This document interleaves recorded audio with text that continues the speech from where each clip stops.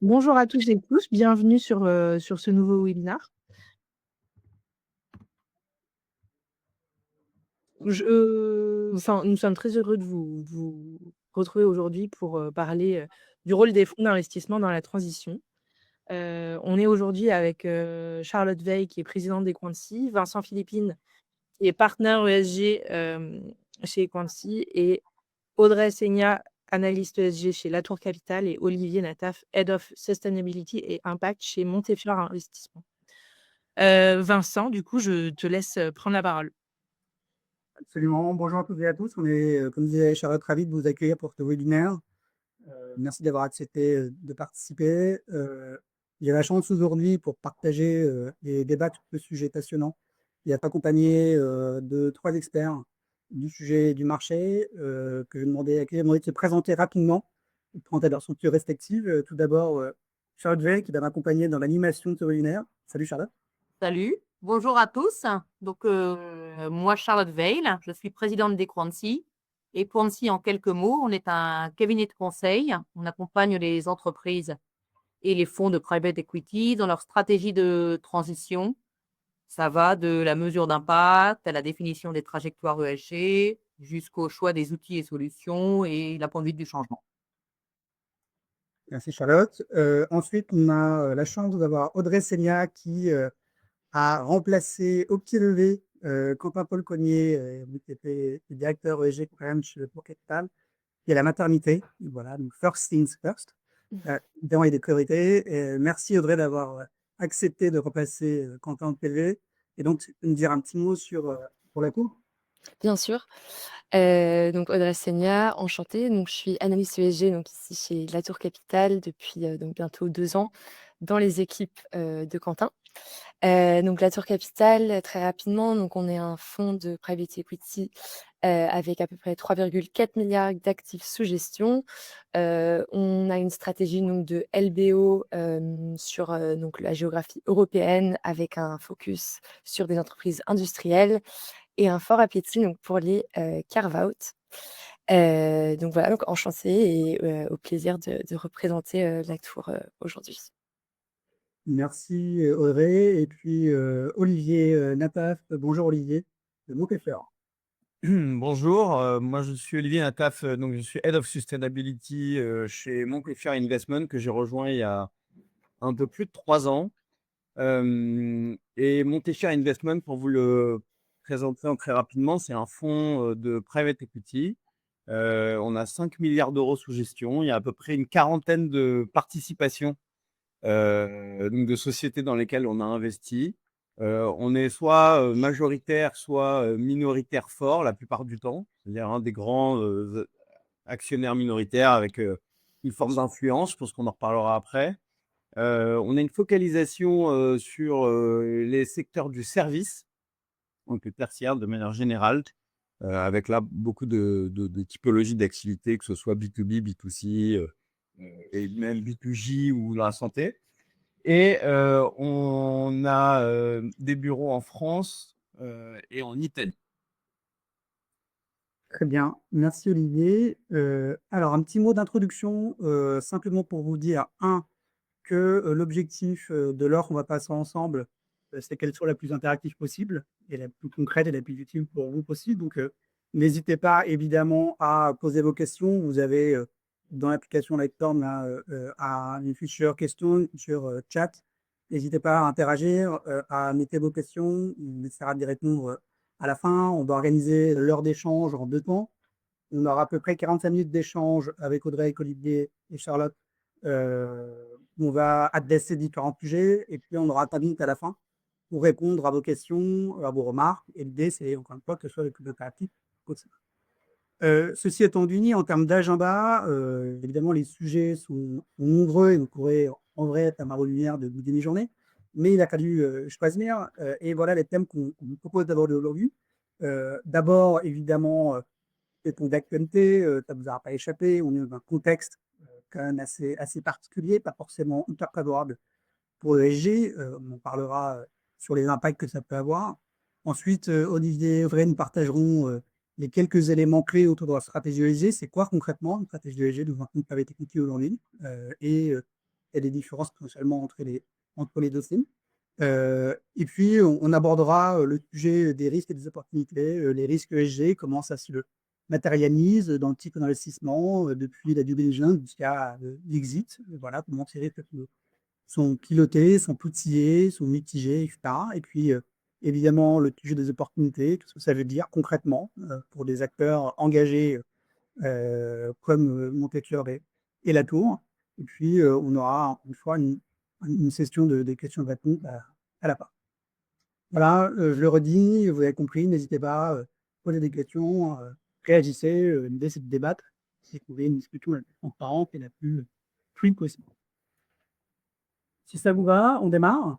Hop, le contexte. Merci Vincent.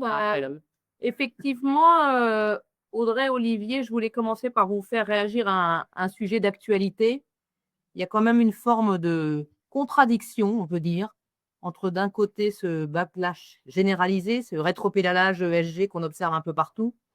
Les banques américaines quittent l'une après l'autre la Net Zero Banking Alliance.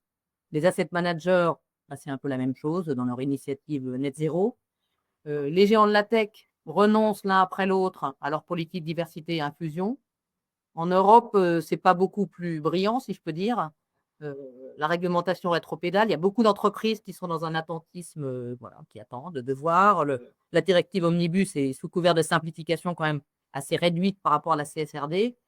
Et puis d'un autre côté, il y a de plus en plus d'études qui nous pointent le lien très important entre les risques ESG et la baisse du PIB, l'impact de plus important des risques ESG sur le modèle économique et la chaîne de valeur. La dernière en date à laquelle je pense, c'est l'étude du BCG qui nous dit que les entreprises qui ne s'adaptent pas ou pas assez bien vont perdre jusqu'à 25% de leur EBITDA en 2050. Donc, il y a quand même une forme de paradoxe entre ces deux situations. Je voulais vous demander à chacun d'entre vous, comment est-ce que le recul, ce mouvement de recul général impacte d'une part votre propos de ESG et d'autre part votre stratégie plus généralement. Audrey, si tu veux commencer. Bien sûr. Alors, nous, ce qu'on voit en tout cas au niveau de nos entreprises en portefeuille, c'est que rares sont, les entreprises qui freinent à 4 fers en utilisant, un peu les pauses, le contexte, comme justification. Ce qu'on voit, c'est, un peu une continuation avec, les tendances précédentes, que les entreprises qui, freinaient auparavant, qui sont en minorité, vont peut-être utiliser, l'excuse, mais de manière générale, et la majorité de nos entreprises en portefeuille qui, elles, a été, plutôt, motivées, qui avaient envie d'aller de l'avant, continuent malgré le contexte réglementaire. Ce qu'on voit, c'est ça change un peu le paradigme dans le sens où on a envie de faire les choses, avec intelligence, de conserver le travail qui a été fait. Je pense notamment aux analyses de double matérialité qui ont été menées, avant l'annonce, de la fin du report de l'omnibus. Donc voilà, donc on voit vraiment des entreprises qui ont envie de conserver le travail fait, qui ont envie, de faire des choses intelligentes, de continuer, leurs efforts. Et puis nous, côté Latour, le message qu'on leur transmet, c'est que l'ESG, est marqué par des cycles. Il y a des phases de haut, des phases de bas, et que, ce contexte ne devrait pas, représenter une excuse pour nous empêcher d'avancer. Au contraire, le fait qu'on ait peut-être un peu moins de charges, sur des sujets réglementaires, nous laisse plus de temps pour, mener d'autres types de projets. Je pense, nous, typiquement chez Latour, quelque chose sur lequel on travaille beaucoup depuis plusieurs mois, ce sont les Sustainability Linked Loans, donc la quantification d'une bonne performance ESG, sur le coût de la dette. Et donc le fait d'avoir un peu plus de temps avec nos participations, ça nous a permis, voilà, de réfléchir donc, à des objectifs quantifiés, qu'elles peuvent mettre en place dans ce type de financement.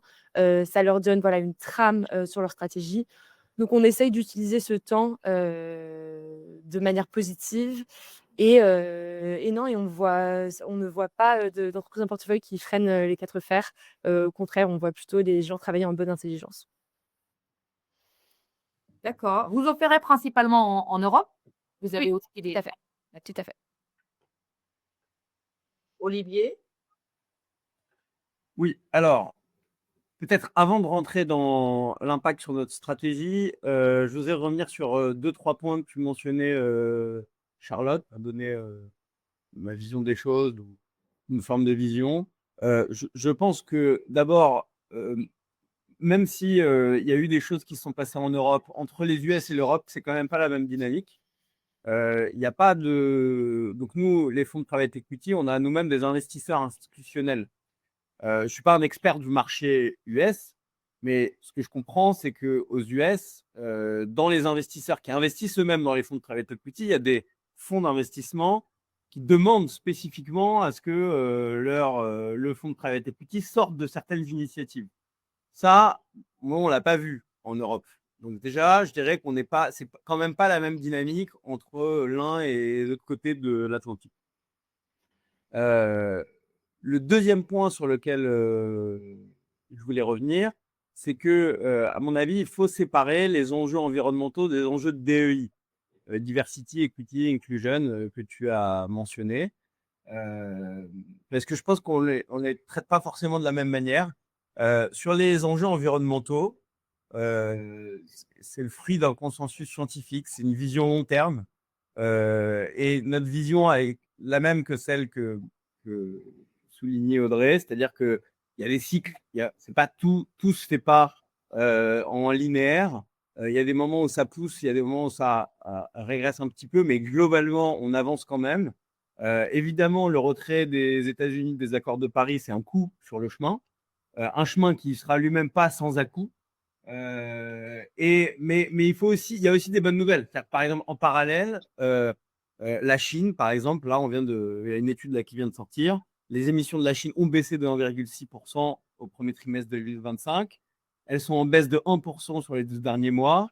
Et c'est directement lié à la croissance des énergies décarbonées et au déclin pour la première fois des énergies carbonées. Alors que normalement, ça venait se surajouter. C'est-à-dire que les énergies décarbonées venaient s'ajouter à la croissance des énergies décarbonées. Donc là, il y a un changement. Donc, évidemment, il y a des choses qui se passent dans un sens, mais il y a aussi une tendance de fond qui progresse. Je lis ça aussi avec les fonds de private equity où on a une vision long terme. On n'est pas des fonds d'investissement court terme.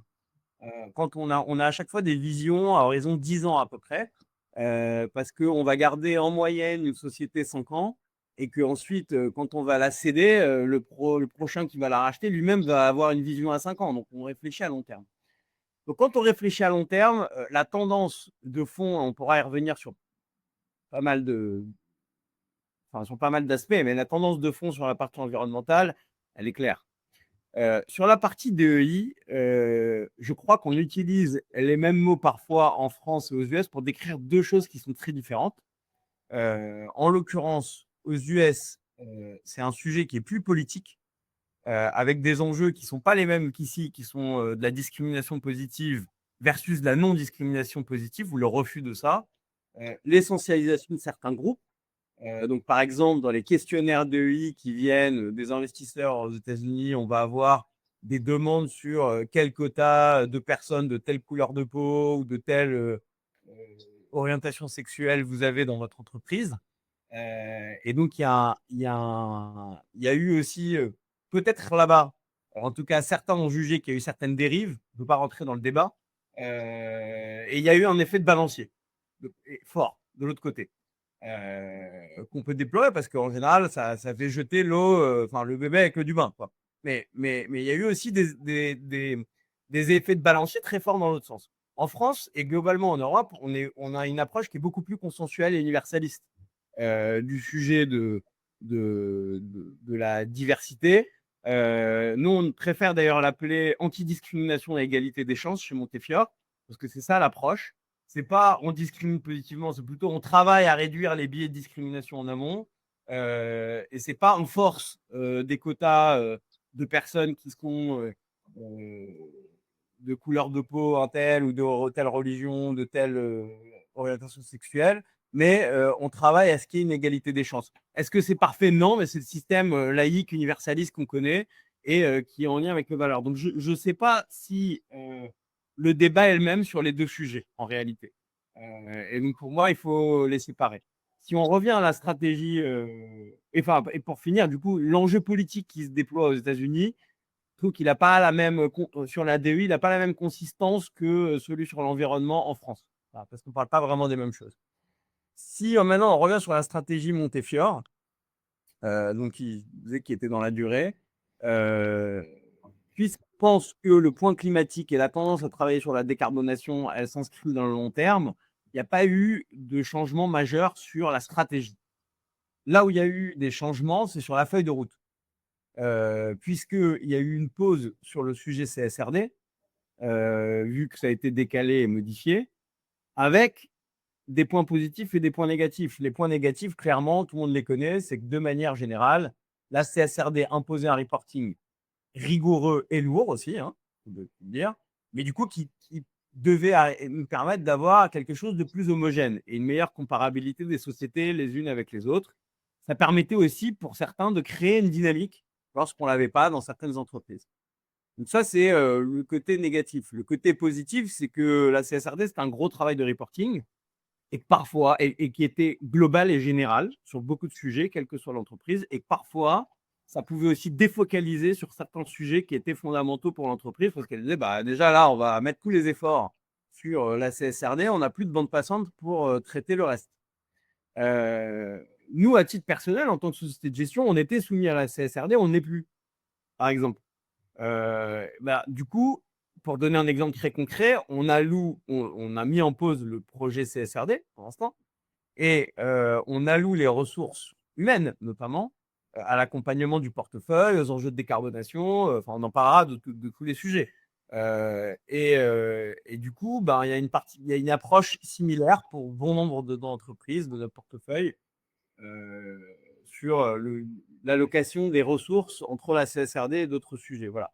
Donc, je ne dis pas que la CSRD, c'était un mauvais projet, mais je dis que, en tout cas, ça ne veut pas dire que ça s'arrête et qu'on arrête de travailler sur les sujets ESG. Bien au contraire, on continue de pousser et on le fait de manière très focalisée. C'est très clair et très intéressant. Merci, merci Olivier. Et justement, pour être plus concret, est-ce que vous pourriez chacun nous décrire brièvement les grandes lignes de votre stratégie ESG, alors à la fois au niveau du fonds et puis auprès de vos participations, en essayant de donner quelques exemples concrets d'initiatives que vous avez prises pour que notre audience soit le plus claire à propos de qu'est-ce qu'un fonds private equity, comment il intervient auprès des participations. Et puis peut-être donner des exemples, on va dire, dont vous êtes fiers. On est au discours de réalité. Et puis peut-être des sujets plus de déception, de frustration, où vous avez trouvé que ça n'avançait pas assez vite ou pas comme vous le souhaitiez. Audrey? Bien sûr. Alors nous, notre stratégie, elle peut peut-être se résumer en 3 axes principaux. Donc déjà, nos fonds, c'est des fonds article 8 et qui donc mettent en avant, qui cherchent à promouvoir 3 objectifs donc environnementaux et sociaux. Donc ce sont la décarbonation, la santé, sécurité des travailleurs et le partage de la valeur au sein des entreprises. Et donc ces 3 donc caractéristiques forment vraiment la base de notre stratégie au niveau du fonds. Mais du coup, ça impacte donc bien sûr les stratégies qu'on met en place dans les participations. Qu'est-ce que ça veut dire? C'est que donc en due diligence, ce sont des axes sur lesquels on va fortement appuyer, creuser les sujets. Est-ce qu'un bilan carbone a été fait? Est-ce qu'une stratégie de décarbonation est déjà en place? Est-ce qu'il y a des mesures, donc bien sûr sur la protection des salariés? Et est-ce qu'on distribue donc la valeur créée en interne? Donc on va toujours vérifier ce qui est en place et ensuite, une fois en portefeuille, ces 3 axes donc vont constituer un terrain sur lequel on va développer notre accompagnement. Bien sûr, on va compléter donc ces 3 axes par différents sujets dépendant des profils des entreprises. Donc je pense notamment, il peut y avoir des sujets de circularité, dépendant des sujets de circularité, je pense notamment à une entreprise qui s'appelle Sulo qui fabrique des containers à base de plastique recyclé. Donc pour eux, tout cet aspect économie circulaire, c'est quelque chose qu'on suit de très près. Il peut avoir des sujets de féminisation des équipes dans d'autres. Donc voilà, donc on adapte vraiment les stratégies en fonction du profil de chacune des entreprises. Donc ça vient s'ajouter du coup à ces 3 piliers. Et pour donc en revenir de notre stratégie, elle se construit aussi énormément donc autour de ces fameux, Sustainability Linked Loans dont je vous parlais tout à l'heure. Donc l'avantage en fait de mettre en place ce type de mécanisme, c'est que ça grave, dans le fer en fait des objectifs auprès des prêteurs et du coup ça force l'entreprise en portefeuille à s'engager, sur des objectifs quantifiés annuels, autour, de souvent ces 3 à 5 KPIs différents. Donc on va bien sûr retrouver, les sujets de décarbonation, les sujets de santé et sécurité, mais ensuite voilà, on va intégrer aussi ces sujets plus matériels pour l'entreprise dans ces Sustainability Linked Loans et ça va nous permettre d'avancer donc, d'année en année avec l'entreprise, sur les sujets les plus matériels pour eux. Donc ça représente une de nos fiertés peut-être pour l'année, 2024. Voilà, on a 5 contrats de prêt, en tout, on a 12 participations chez Latour et on a déjà 5 contrats de prêt, SLL en place, ce qui nous a permis, des économies de 1,5 million d'euros de frais, sur le repaiement de la dette. Ça semble peut-être pas grand-chose comme ça, mais en fait, quand on est dans des négociations avec les dirigeants pour, par exemple, souscrire à un outil pour l'entreprise ou mettre en place, ou débloquer un recrutement. En fait, ces gains qui sont permis par le SLL, ça représente en fait un levier de négociation, pour montrer que l'ESG, ça permet aussi de débloquer, des fonds qui peuvent être ensuite utiles à la stratégie. Donc il y a vraiment un effet vertueux à ça.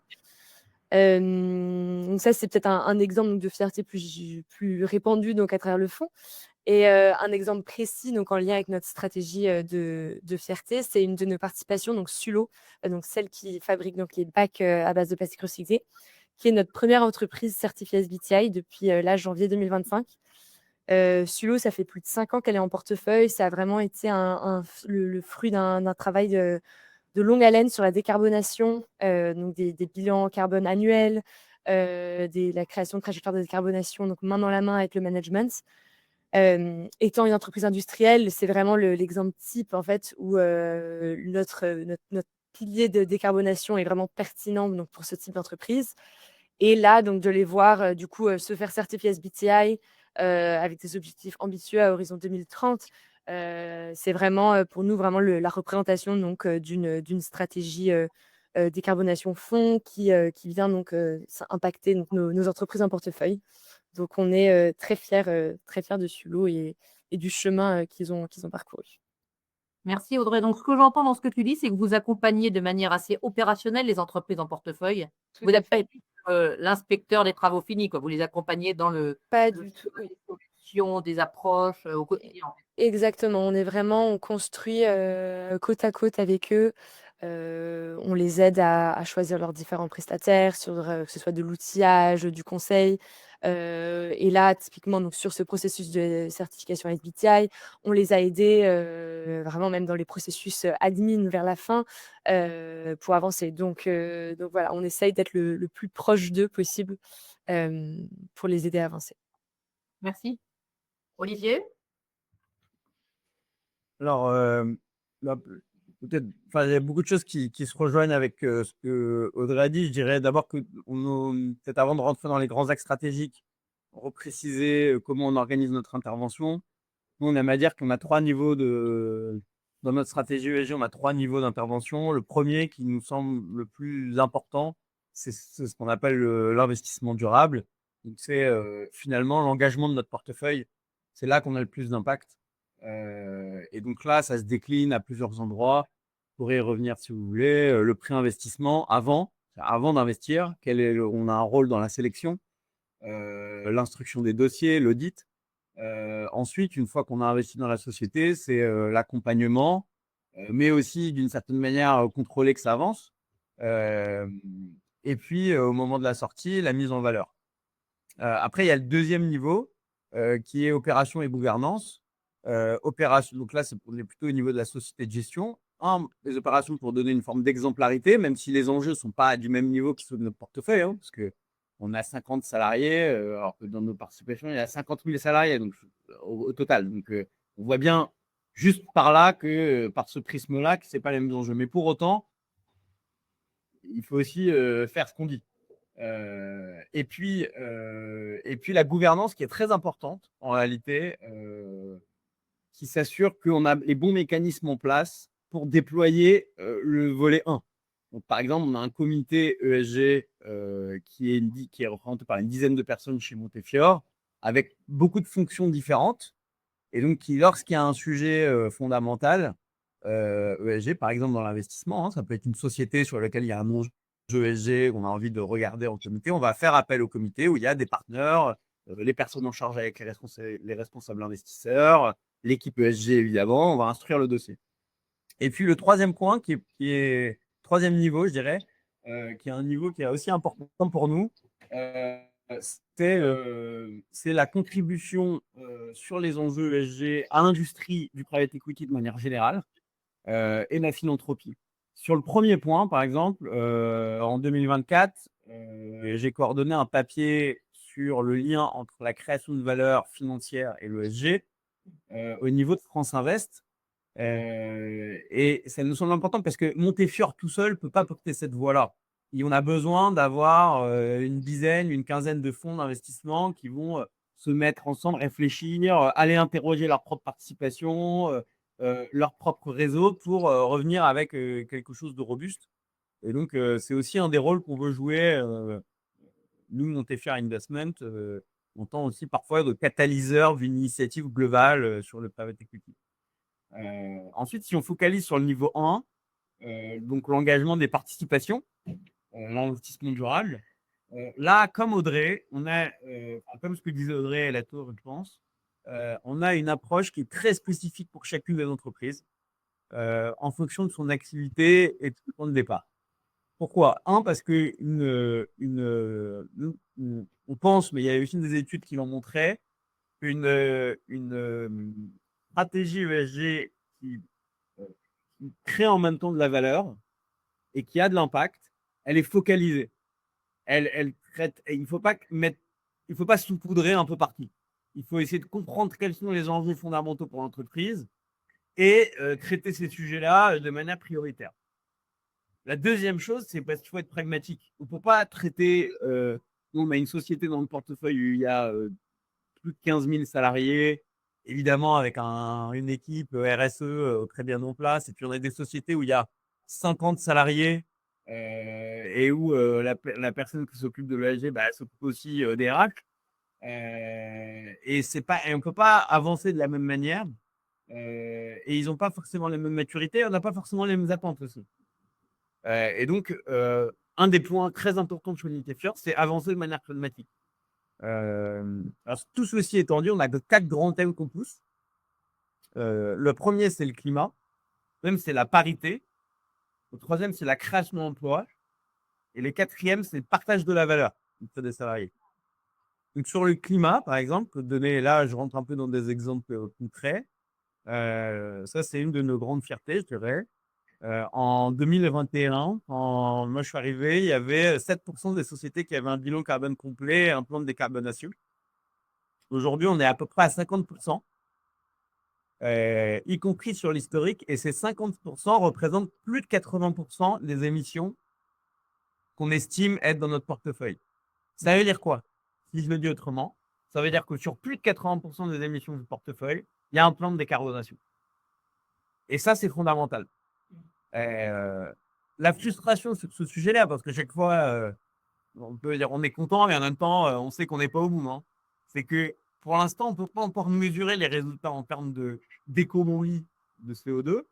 C'est encore trop tôt parce qu'en général, quand on fait les bilans carbone, la première et la deuxième année, il y a une imprécision sur les calculs. Il faut aller chercher plus de données.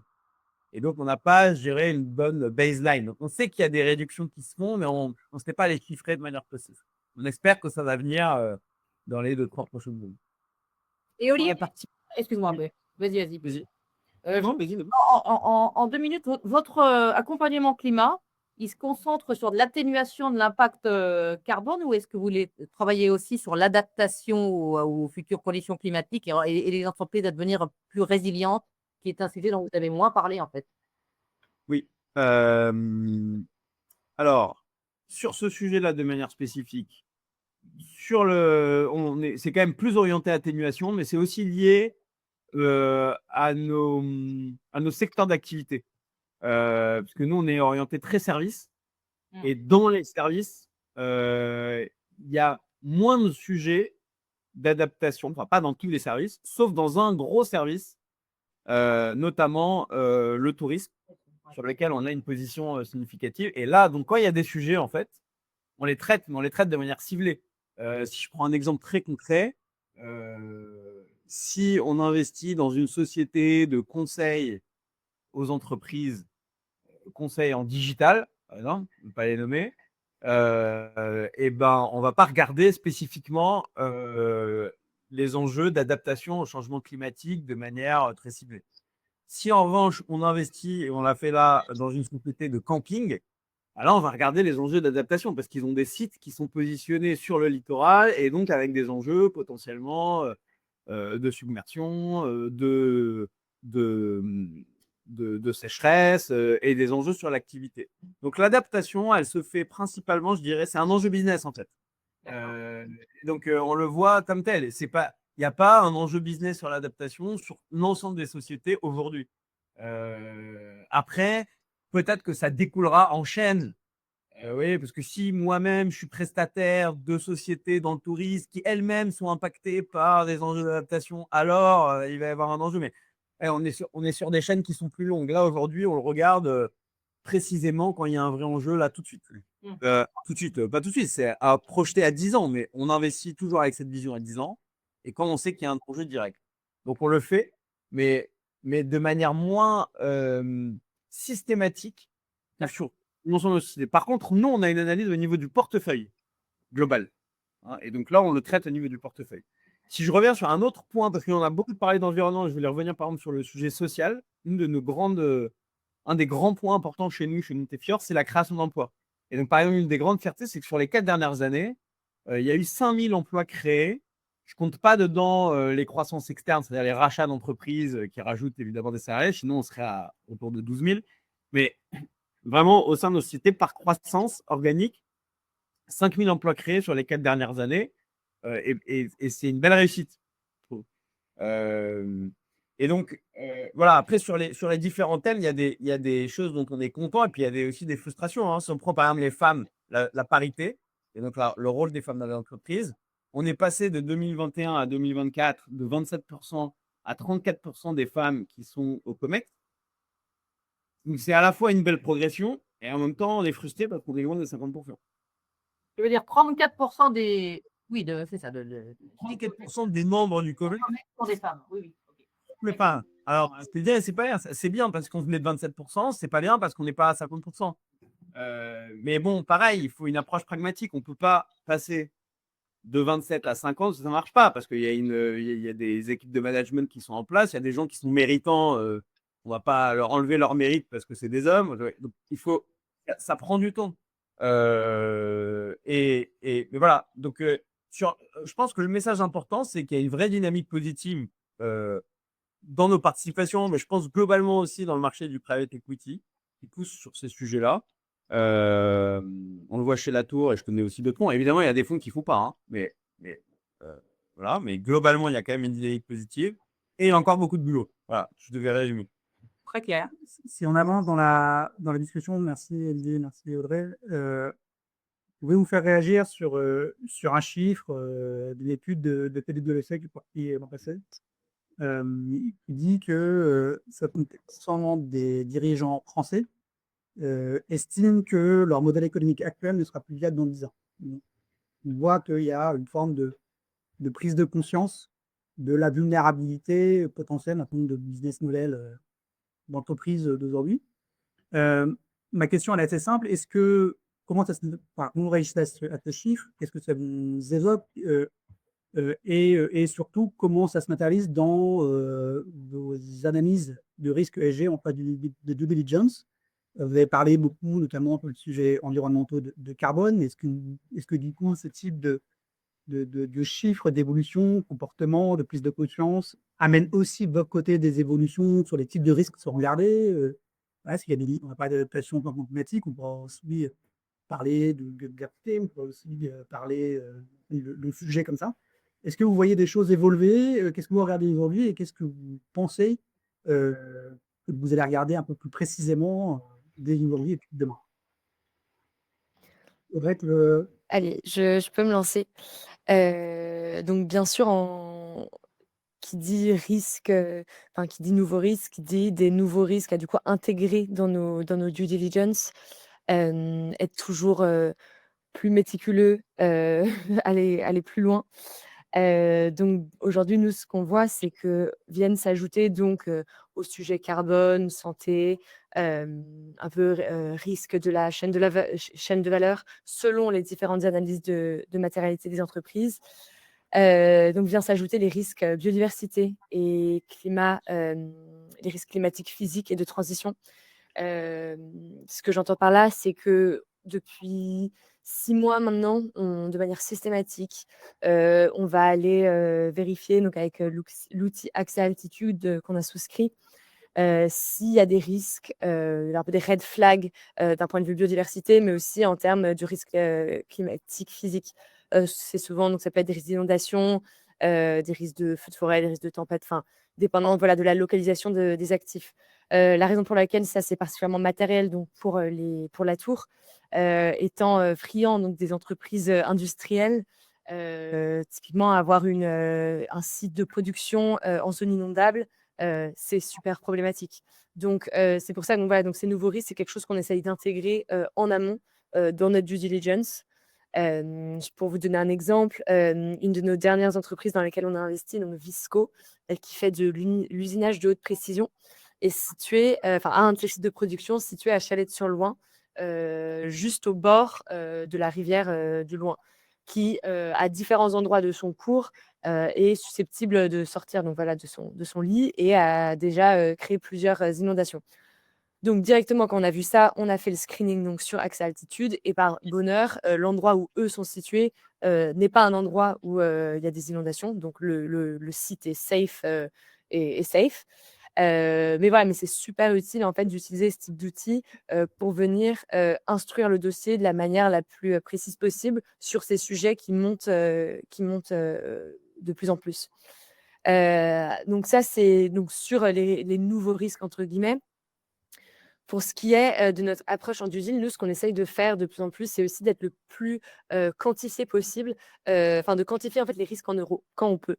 Ce que j'entends par là, c'est voilà, d'aller intégrer soit dans les négociations avec le vendeur, par exemple dans les collective earnings ou collective debt, les risques, ou alors voire même les intégrer au BP. Un exemple concret de ça, c'est aussi une de nos dernières acquisitions.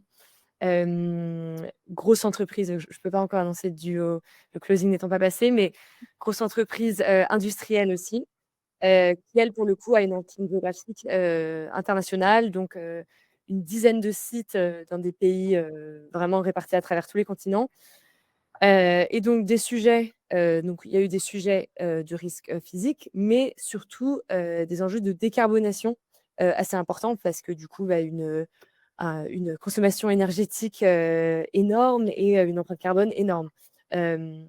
Et donc nous, ce qu'on a fait donc en phase de due diligence, accompagné donc de notre consultant, c'était d'essayer de chiffrer en fait les efforts humains et financiers nécessaires pour décarboner l'actif. Ces chiffres, donc ces millions d'euros ont été calculés et ont été intégrés dans le business plan pour vraiment, vraiment le plus tôt possible, intégrer voilà, ces enjeux dans la réflexion stratégique de détention d'entreprise, que les équipes d'invest soient du coup totalement au courant, que ce soit vraiment quelque chose toutes les équipes sont transparentes, enfin on est transparents, sont sur le même pied sur le sujet et les coûts sont déjà anticipés dès le premier jour. Donc ça, c'est une autre manière qu'on met en place pour essayer d'anticiper ces risques au mieux possible et le plus tôt possible. Merci Audrey. Olivier, côté service, est-ce qu'il y a des nouveaux risques que vous regardez en particulier autour des différentes thématiques environnementales, on en a parlé, mais aussi peut-être sociales et gouvernement, un peu les niveaux de sujets que vous regardez, ou en tout cas ceux qui prennent de plus en plus de matérialité et d'épaisseur de vos analyses de risque dans les collectivités. Bon, d'abord, je te rejoins sur ce chiffre, Vincent. Notre manière de le voir, peut-être sans partir de de la part des dirigeants, c'est de voir, par exemple, le dernier rapport du World Economic Forum, si on se projette à 10 ans, donc qui est le même d'horizon de temps, sur les 10 plus gros risques, il y en a 5 qui sont liés aux enjeux environnementaux et 4 dans le top 4 sur les 5. Donc, encore une fois, clairement, c'est un sujet. Il y a un sujet quand même qui a une plus grande part de voix, c'est le climat. On va pas se mentir. À la fois parce qu'il y a une réglementation qui avance sur le sujet de plus rapidement. Il y a une prise de conscience aussi des consommateurs, une meilleure compréhension du sujet. Si je dis changement climatique à quelqu'un, à un consommateur lambda, il comprend ce que c'est. Mais il y a une étude là récemment qui est sur 85% des gens voudraient que leur gouvernement fasse plus sur la lutte contre le changement climatique en Europe. Si je lui dis biodiversité, il ne sait pas de quoi on parle en général. Donc, déjà, je pense qu'il y a un enjeu de maturité sur le sujet qui est beaucoup plus important. En revanche, dans le service, tu y faisais allusion. Et d'ailleurs, de tout temps, il y a eu des enjeux, des prises en compte fortes des enjeux sur les aspects gouvernance et sociale. Sur la gouvernance, je dirais que c'est assez fondamental. C'est-à-dire que nous, on fait des analyses très en amont, au début assez light, puis après plus poussées en fonction du moment de décision d'investissement.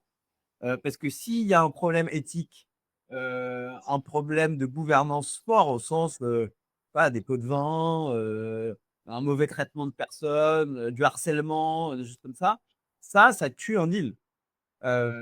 Et donc, ça tue un deal, d'ailleurs, on a globalement dans le marché souvent. Donc, c'est important, c'est des sujets qu'on regarde très vite. Par ailleurs, ce qu'on va regarder aussi, c'est en fait, on fait ce qu'on appelle donc une analyse de matérialité avant chaque due deal. Donc, c'est un mot, je ne sais pas si tous ceux qui écoutent voient ce que c'est, mais en gros, on va prendre la société, on va analyser en fonction de son activité et aussi de son positionnement, quels sont ses enjeux à elle, les enjeux les plus importants. Et donc, sur l'environnement, on va voir, est-ce que la biodiversité est un enjeu fondamental pour elle? Est-ce que l'eau est un enjeu fondamental pour elle? Dans les services, l'eau ou les ressources, c'est rarement un enjeu de Via Lactée, mais ça peut arriver. Donc, si jamais c'est un enjeu matériel direct, on va traiter ce sujet-là de manière beaucoup plus focalisée et en profondeur qu'on va traiter les autres risques. Là, il y a toujours une analyse globale de l'ensemble des risques qui est liée d'ailleurs aussi à ce qu'Audrey disait un peu avant, c'est-à-dire article 8, dont on allait regarder ce qu'on appelle en langage barbare des PEI, donc des indicateurs, on va dire, très spécifiques sur pas mal de sujets qui sont dans la législation. Ça, on le fait de manière générale, puisque c'est aussi ce à quoi on s'est engagé. Mais ce qui est important, c'est vraiment cette analyse des risques par rapport vraiment à la spécificité de l'entreprise, sa position dans la chaîne de valeur, les ressources qu'elle va utiliser pour avoir son produit, dans la distribution de ses produits. Et donc ça, on essaye de le traiter très en amont, en fait, en réalité, quand il y a un sujet très fort. Pourquoi? Parce que ça nous évite de dépenser du temps et de l'argent sur l'analyse d'une société dans laquelle on ne va pas investir à cause d'un sujet comme ça. Et après, il y a des réponses qu'on peut amener qui vont être différentes. Parfois, ça va être on n'y va pas. Et parfois, ça va être on y va, mais sous certaines conditions. Et là, je rejoins André et la tourbe, c'est-à-dire que là, qu'on va dire oui, il faut que cette société-là, elle est dans un secteur où l'enjeu est fondamental sur la décarbonation, parce que ça va être. Je prends un exemple qui n'est pas forcément du transport. Et donc, on va devoir mesurer les investissements à réaliser pour décartonner la flotte et les introduire dans le business plan si ça n'a pas été fait. Il faut challenger des. Voilà. Et après, sur le service, sur le social, un point important, par exemple, on va regarder donc les indicateurs sociaux. Et ça nous est déjà arrivé, par exemple, qu'un des éléments fondamentaux, parce que c'est jamais le seul élément qui fait qu'on refuse un deal, que ce soit des mauvais éléments. Le premier indicateur, c'était le taux de turnover qui était très élevé par rapport à l'industrie. Ceux qui ne voient pas le taux de turnover, mais c'est en gros le nombre de personnes qui partent de l'entreprise après avoir été recrutées. Il était très élevé. On a creusé, on s'est rendu compte de problématiques sociales qui n'apparaissaient pas dans les due diligence sociales. Et du coup, bah, c'est un des deals qu'on a laissé de côté à cause de ça, cet indicateur a été un warning, quoi, une alerte rouge. Après, on a creusé, on a regardé, on a vu ce qui se passait. Mmh. Voilà. Merci beaucoup, Olivier. Une dernière question, je vous demanderai, s'il vous plaît, d'être assez bref dans vos réponses. Et on va essayer de prendre juste 3 minutes encore pour passer aux questions de notre audience. Ma question, elle est peut-être pas simple pour y répondre en quelques minutes, mais on parle beaucoup de risques autour de l'ESG, de comment on utilise ces risques, comment on essaie de les quantifier, comment on essaye de les border, etc. Mais on parle assez peu finalement des opportunités. On y en a encore des études récentes de l'ONI sur les besoins de financement autour de l'adaptation qui sont énormissimes. Ma question, comment se valorise aujourd'hui l'ESG dans votre stratégie d'exit? Est-ce que vous arrivez à être associé à une quantification financière à travers un bonus, à travers des multiples plus favorables ou pas?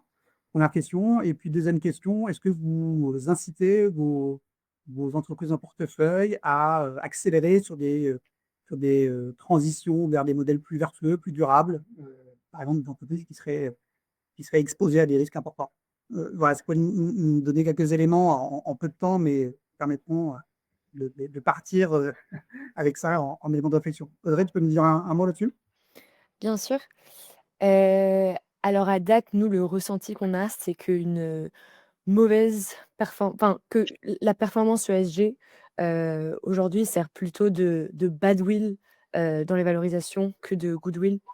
Hem, pourtant, enfin, nous l'approche qu'on garde, c'est que, c'est quand même super important de pas se décourager, de continuer à mettre en avant, dans les vendor due diligence, les efforts, de manière le plus quantifiée possible qui ont été faits sur la performance ESG, sur la période de détention.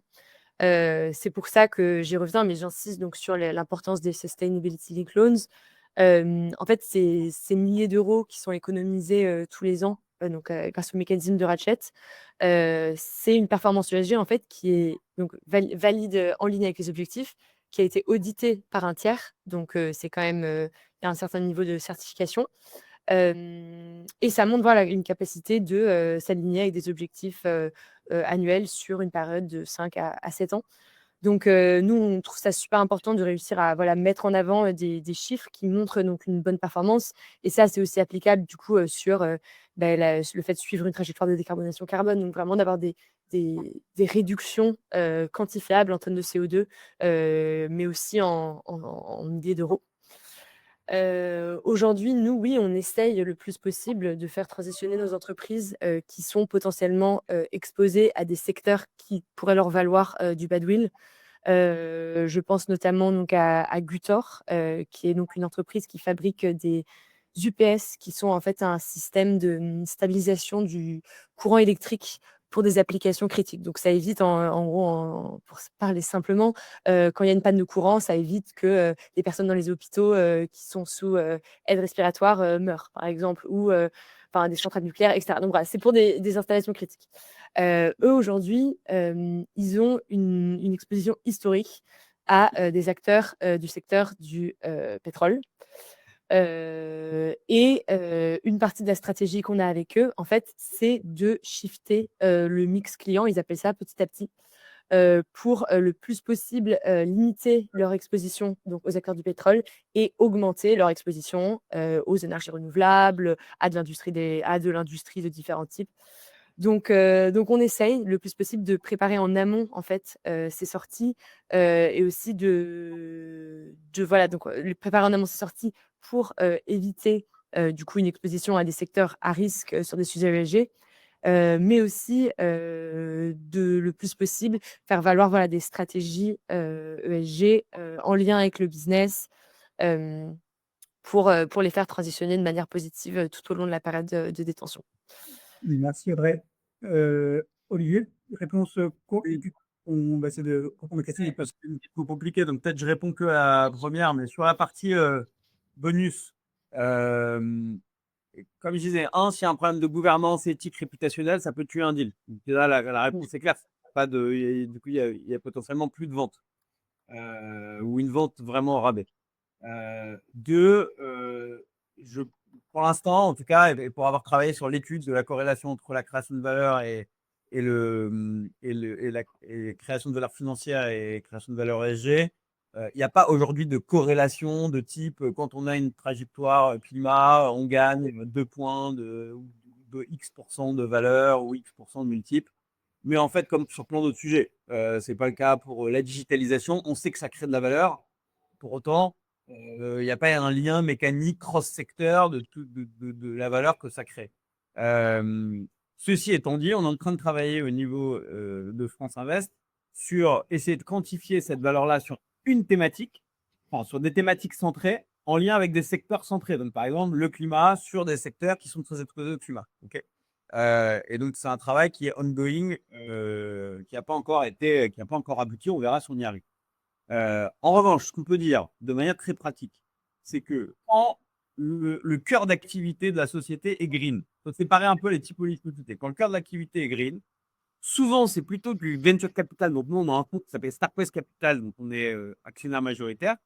Et ici, là, pour le coup, il y a une valeur de l'impact. D'ailleurs, elle est mise en valeur elle-même. Ça crée une désirabilité auprès des autres fonds d'impact et ça conforte la dynamique de marché si ça crée de la vraie valeur sociétale. Okay, mais on est sur un fonds impact. Après, sur les sociétés, dans les sociétés plus traditionnelles, là, ça dépend énormément du secteur d'activité. Parfois, on a un secteur d'activité dont la matérialité est très forte sur un des enjeux. Que ce soit social ou environnemental. Si je prends social, ça va être un groupe d'EHPAD. Si je prends environnemental, ça va être une société, on parlait tout à l'heure dans le transport, mais dans la fourniture d'énergie, dans ce sujet-là. Si c'est un sujet très fort, alors la capacité à montrer son excellence sur ce sujet-là, de manière focalisée, elle est fondamentale pour la valeur de l'entreprise. Parce que sinon, il y a un risque de tension de la concurrentielle qui va plus ou moins baisser et donc une baisse de la valorisation par rapport à d'autres. Après, on l'appelle goodwill ou badwill, mais en moyenne, en tout cas, on va être au-dessus ou en dessous parce qu'il va y avoir une tension concurrentielle plus ou moins forte. Jusqu'à tuer un deal, encore une fois. Il y a plus de 50% de sociétés de gestion qui ont refusé un deal pour des raisons ESG sur les 12 derniers mois, d'après un sondage PwC.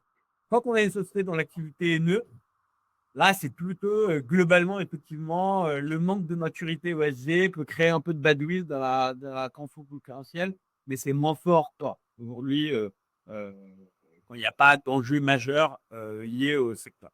Voilà. Et puis, si dans les questions, il y en a qui veulent que je revienne sur les opportunités de retour, de travailler avec plaisir, mais comme ça, je m'arrête là, comme ça, on pourra aller. Très bien, merci. On a un petit peu débordé, on n'a pas abordé l'ensemble des sujets que vous voulez traiter, parce que évidemment des sujets très denses sur lesquels on pourrait, encore une fois, passer une demi-journée.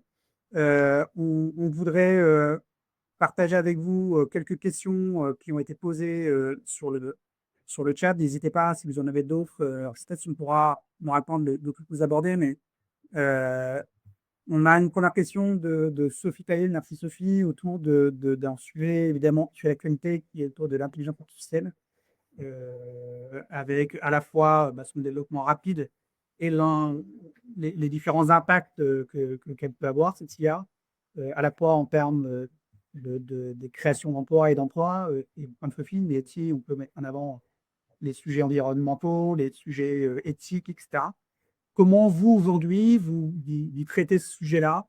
Est-ce que c'est un risque, une opportunité que vous traitez en particulier et comment vous faites le lien avec les risques ESG? Peut-être, Olivier, rapidement, toi qui es beaucoup sur les sujets de prise de service, vous me dites que vous êtes très impacté par ça. D'abord, l'IA, c'est un sujet sur lequel, effectivement, on fait un focus depuis un moment dans l'analyse en tant qu'opportunité au risque business, priorité. Après, il peut y avoir des enjeux qui sont liés à l'ESG, mais pour être tout à fait honnête aujourd'hui, on ne va pas jusqu'à faire un lien très fort, sauf s'il est évident. Donc, à moins de travailler dans une société sur laquelle l'IA est cœur dans son métier, on en a une, ceci dit, Et en l'occurrence, cette société-là a fait un énorme travail de réduction de son empreinte environnementale. Elle a même publié un papier sur le sujet en open source pour que d'autres sociétés puissent s'en emparer. Elle s'appelle Sarah. Mais globalement, en général, dans des sociétés plus traditionnelles, on va plutôt regarder quel va être l'impact de l'IA sur le business. Et c'est dur aujourd'hui, très honnêtement, de lier ça directement à des destructions de l'emploi ou à des enjeux, à des émissions environnementales, parce que c'est trop nouveau comme sujet. Alors déjà, on essaye d'essayer de comprendre quel va être l'impact vraiment business du sujet. Et est-ce que les collaborateurs vont être réalloués à d'autres tâches, de créer plus de valeur, vont produire plus vite? Vous voyez, si je prends un exemple, par exemple, on a une société qui a des grosses équipes de développement informatique. Donc évidemment, ils ont intégré de l'IA et ils ont fait un gain de productivité significative de l'ordre de 30%, mais ils n'ont pas réduit leurs effectifs de 30%, mais ils ont produit 30% de plus. Et donc, ils sont enlevés de copier dans leur roadmap. Merci. Merci Olivier. C'est un peu un. Je sélectionne quelques questions, on n'en voulait pas, mais on va les aborder. Une question de Germain Gouranton. Merci Germain. Sur le sujet de l'adaptation au changement climatique, quand même un sujet que nous, on voit beaucoup arriver chez nos clients et qu'on crée à différents endroits en termes d'analyse de risque et de plan d'adaptation. Quelle question de Germain, quel lien faites-vous et connectez-vous avec les assureurs sur le risque de mauvaise ou de non-maturité de vos actifs et ceux de vos participations? Est-ce qu'il y a une connexion qui se fait, comment ça se fait sur le sujet? Je peux peut-être y répondre, enfin, vous essayer d'apporter des éléments. Il y a un vrai sujet. Enfin, j'imagine que du coup, ça touche notamment au risque climatique et ce lien, voilà, comment est-ce que les risques climatiques viennent chambouler du coup le milieu de l'assurance.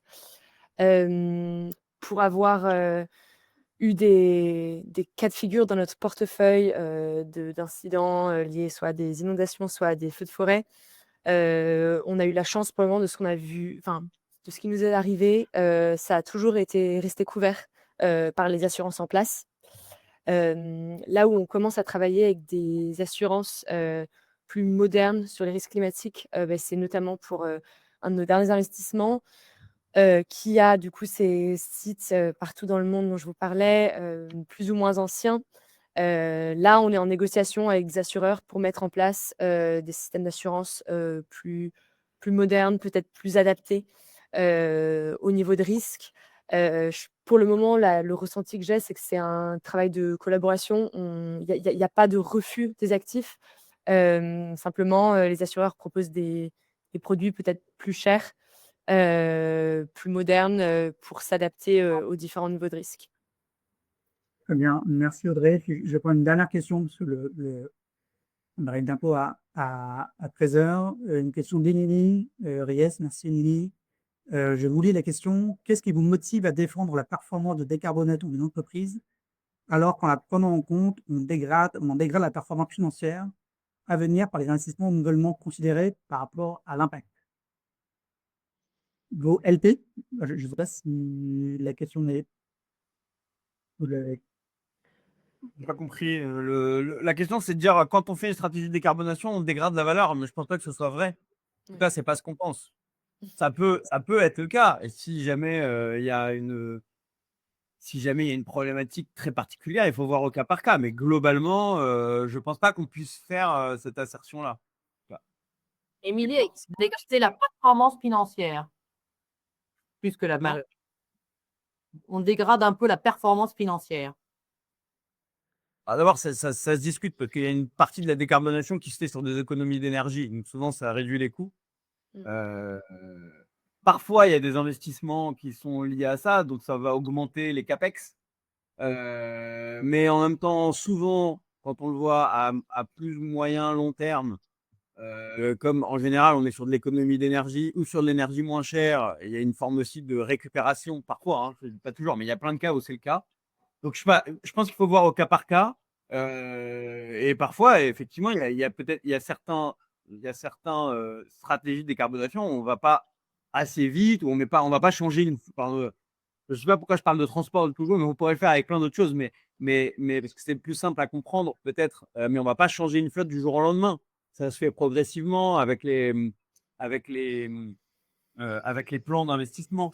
Donc ça peut arriver, mais c'est rare globalement. On est vraiment une dégradation de la performance financière liée à un plan de décarbonation. Peut-être qu'à un moment donné, on arrivera dans le dur et que ce sera moins vrai, et on verra à ce moment-là. Peut-être juste pour compléter, je te rejoins tout à fait, Olivier. Nous, je vois ce qu'on fait avec nos entreprises en portefeuille, c'est que donc avant d'engager des CAPEX, il y a tout on fait tourner des modèles sur typiquement remplacer X machines, combien est-ce que ça va nous apporter en termes de réduction de consommation consommation énergétique, et donc combien est-ce qu'on va pouvoir décarboner. Et à côté de ça, on voit combien est-ce que ça nous coûte, et on fait des sortes de ratios pour voir quel est le retour sur investissement. Et en fait, on va choisir les CAPEX qu'on engage en fonction aussi des coûts financiers engagés. Et bien sûr, on s'insère dans un calendrier, on travaille avec les équipes d'investissement pour que ces investissements tombent à un bon moment. Et parfois, il faut attendre un an de plus, et puis on attend un an de plus. Donc, il y a, j'entends l'aspect financier à prendre en compte, mais les plans de décarbonation sont souvent faits en bonne intelligence, main dans la main avec les équipes d'investissement aussi, pour que on ne vienne pas dégrader la performance financière. Très bien. Écoutez, on arrive au terme de ce webinaire. Merci à toutes et à tous d'y avoir participé. Un grand merci, Charlotte, Audrey, Olivier, pour votre participation, pour vos réponses, à mon avis, éclairantes. On n'a pas, le sujet est très, très vaste. Évidemment, bon, on est obligé de faire des choix. Si vous souhaitez poursuivre les échanges, n'hésitez pas à nous contacter d'un d'entre nous. Vous avez besoin aussi des coordonnées d'Audrey, d'Olivier, on vous les donnera avec plaisir, évidemment. Voilà. La conclusion de ça, c'est qu'on continue. Les combats continuent, pour reciter une grande voix sur les aisés. Effectivement, le contexte n'est pas simple, mais on voit que les recettes sont là et que les projets avancent. Merci à tous et à très bientôt. Merci beaucoup et à bientôt. Merci, au revoir.